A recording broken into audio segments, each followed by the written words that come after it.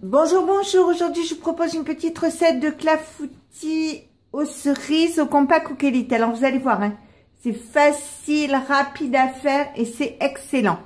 Donc, je commence par mettre la pâle 4 lames dans le robot. Je mets 100 g de farine, 90 g de sucre en poudre et 3 œufs entiers. Je mets le couvercle, le capuchon, j'appuie sur ce bouton. J'appuie ici 2 fois, je mets 1 minute, pas de chauffage et je vais mettre vitesse 3. Donc je mets en route et on se retrouve dans 1 minute. Voilà, c'est arrêté, on va regarder. Donc vous voyez, la pâte est belle, elle est bien lisse. Je vais enlever le capuchon, je vais appuyer sur ce bouton.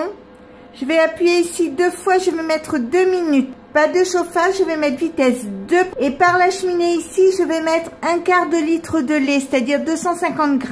Alors vous le mettez tout doucement pour éviter les grumeaux.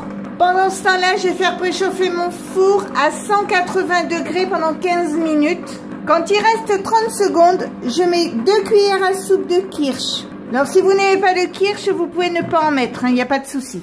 C'est arrêté, on va l'ouvrir. Donc la pâte est belle, elle est bien fluide. Je vais enlever la lame. Je prends un moule comme ceci, je l'ai mouillé. Je mets un papier sulfurisé au fond. Je mets des cerises au fond, alors fraîches ou surgelées, avec ou sans noyau.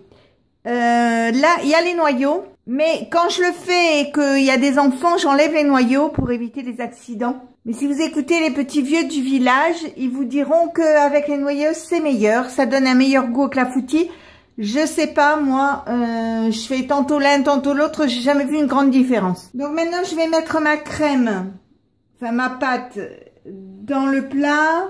Donc c'est un plat de 20 cm. Quand j'y pense, je donne les précisions parce que parfois on me le demande. Donc 20 cm. Et maintenant, je vais enfourner pour 35 minutes.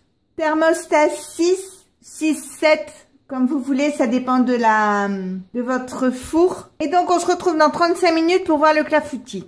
J'ai sorti mon clafoutis du four, donc vous voyez, il est bien doré. La pâte est belle, elle est jolie. On en a mangé pour le dessert. Maintenant, soit on en mangera à 4 heures, soit on en mangera pour le dessert de ce soir.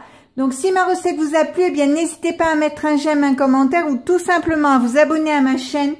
C'est facile, c'est rapide, ça coûte rien et ça fait toujours plaisir.